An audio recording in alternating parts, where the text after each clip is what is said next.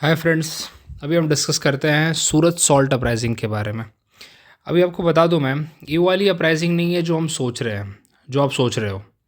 क्योंकि सूरत से सबको याद आता है डांडी मार्च, करेक्ट। लेकिन ये डांडी मार्च से पहले, बहुत पहले की घटना है, 1844 की घटना है, और ये भी सॉल्ट से रिलेटेड है। मतलब आयरनी देखिए कि इससे पहले जो, इसके बाद जो 1930 1930 में जो डांडी मार्च होगा वो भी उससे से रिलेटेड है, सॉल्ट से रिलेटेड है, और ये भी कहानी सॉल्ट की है। बेसिक स्टोरी ये है कि यूरोपियंस ने, ब्रिटिशर्स ने वहाँ पे 50 पैसे से कर जा लाइक 50 पैसे से 1 रुपये कर दिया था सॉल्ट का प्राइस। और उसकी वजह से वहाँ पे लोकल पॉपुलेशन में लाइक रोष पैदा हो गया। लाइक अब खुद सोच के देखो कि नमक डे टू डे की चीज़ है और प्राइस डायरेक्टली डबल हो रहा है उसका। हमारी कंट्री में नमक की पहली बात कोई कमी नहीं है, तीनों साइड से हम समुद्र से घिरे हैं। तो वैसे केस में नमक सबसे सस्ता हमारे यहाँ मिलना चाहिए, जैसे कि गल्फ़ कंट्रीज़ में तेल मिलता है। और हमारे यहाँ पे भी अगर पैसा डबल हो जाएगा, कल के दिन अगर बोले 50 रुपये का नमक का, टाटा नमक का पैकेट मिला, तो लोग तो परेशान हो जाएंगे 50 रुपये का पे करने के लिए। तो वही कहानी यहाँ पे समझ लीजिए आप, कि उस टाइम पे 50 पैसे का था, उसको डायरेक्टली 1 रुपये कर दिया टैक्स इम्पोज करके। और वैसे भी इंडियंस के ऊपर प्रोडक्शन का कुछ था नहीं, इंडियंस उसको प्रोड्यूस नहीं करते थे, यूरोपियन उसको प्रोड्यूस करते थे। क्योंकि इंडियंस प्रोड्यूस करते थे तो उसको और हैवी टैक्सेशन था उनके ऊपर। ब्रिटिशर्स की पूरी तरह मोनोपोली थी सॉल्ट प्रोड्यूस करने में। इसी के अगेंस्ट तो सॉल्ट सत्याग्रह भी हुआ था, जब गांधी जी डांडी पहुंच के उन्होंने नमक कानून तोड़ा था। तो वही स्टोरी यहाँ पे भी है। इसके अगेंस्ट लोगों ने प्रोटेस्ट किया, लेकिन अगेन ब्रिटिशर्स बीइंग ब्रिटिशर्स, उन लोगों ने कोई नमी नहीं बरती, लोगों के ऊपर और ज़्यादा जाति किया। लोगों को मतलब एक जो प्रोटेस्ट को बुरी तरीके से दबाने की कोशिश की। और फिर कोई उसके ऊपर थोड़े टाइम के लिए, अगर जैसे 1844 में थोड़े टाइम के लिए इन्होंने इसको वापस से रिपील कर लिया था ये वाला एक्ट, लेकिन 1848 में वापस से उसको रीइम्पोज कर दिया। तो कुछ फ़र्क ही नहीं, कोई मतलब ही नहीं हुआ। तो अल्टीमेटली इसको बोला जाए तो रिपील हुआ ही नहीं है। इसको जैस का तस उन्होंने जो डबल किया था वैसे का वैसा ही लगा के रखा। तो इसीलिए इसका आउटकम कुछ निकला नहीं। Okay, several protesters were arrested and heavy fines were impose on village supporting the uprising. उनका अल्टीमेट एम यही रहता है कि जो लोग प्रोटेस्ट करें उनको जेल में उठा के डाल दो या मार दो या फिर गायब कर दो सीधा। तो ये सारे उनके बेसिक तरीके थे अपराइजिंग को दबाने के लिए। ओके, और आपको तो मैं जितनी भी अपराइजिंग पढ़ा और सब में ये बता रहा हूँ कि रेवेन्यू सबसे बड़ी चीज़ है भाई, जैसे उनको पैसा आ जाए। और ये वाले टाइम है 1844, ये वो सारे टाइम है जब ब्रिटिशर्स डिफरेंट डिफरेंट प्लेसेस पे अटैक कर रहे थे।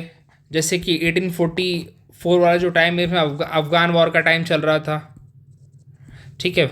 सिख के साथ उनके वॉर चल रहे थे। तो उनको पैसा भी तो चाहिए, लड़ने के लिए पैसा चाहिए, आर्मी चाहिए आर्मी के लिए। तो वैसे केस में वो जितना ज़्यादा रेवेन्यू जहाँ से बटोर सके वो सब यही कर रहे थे। तो इसलिए आप देखोगे कि इस टाइम पे सिविल अपराइजिंग बहुत ज़्यादा मिलेंगी आपको, अलग अलग जगह पे मिलेंगी, लोकल लेवल पे। ऑल दो काफ़ी रीजनलाइज थी। उसी में से एक है salt Satyagraha, sorry salt protest, salt uprising. Salt Satyagraha नहीं है, सॉरी, इसको कन्फ्यूज़ मत होइएगा, सॉल्ट अपराइजिंग है और वो सॉल्ट सत्याग्रह था जो कि गांधी जी ने, अगेन हमें देखने को भी मिलेगा सॉल्ट सत्याग्रह। जैसे कि यहाँ पे जो इवेंट हुए उसको ज़रा एक बार थोड़ा देख लेते हैं। Failure to revoke the salt duty despite the large scale protest, the britisher did not roll back the increase salt duty. वही आपको बताया कि 1844 में उन्होंने किया, 1848 में अगेन वापस से उन्होंने इम्पोज कर दिया। The Surat salt uprising set a precedent for using salt taxation as a symbol of resistance against British exploitation. आपको बता चुका हूँ, ब्रिटिशर्स को जहाँ मौका मिला उन्होंने इंडियंस को एक्सप्लॉयट किया, इंडियंस पीजेंट को, वर्कर्स को, लेबरर को, फार्मर्स को, हर एक क्लास को उन्होंने इसी तरह से परेशान किया। एंड डांडी मार्च हमें देखने को मिलता है 1930 में, आफ्टर समझ लो एक तरह से 90 साल बाद की स्टोरी है ये। चलो यहाँ पे डांडी मार्च की कभी और बात करेंगे, अब कुछ क्वेश्चंस कर लेते हैं। What was the main cause of Surat salt uprising of 1844? क्या था? Imposition of new salt tax. नहीं, एक तरह से उन्होंने सॉल्ट ड्यूटी बढ़ा दी थी 50 पैसे से 1 रुपये। ये इंपॉर्टेंट है, यही आपसे पूछा जा सकता है डायरेक्ट पूछा जा सकता है आपसे। Which commodity was central to Suraj salt uprising. Salt ही रहेगा और तो कोई है नहीं. Suraj salt uprising influence which major event during Indian freedom. Dandi march, correct. या आप इसको बोल सकते हो सिविल डिसोबीडियंस की शुरुआत यहाँ से होती है. Okay. Which of the following was a direct outcome of Suraj salt. Roll back उन्होंने किया क्या? नहीं किया भाई.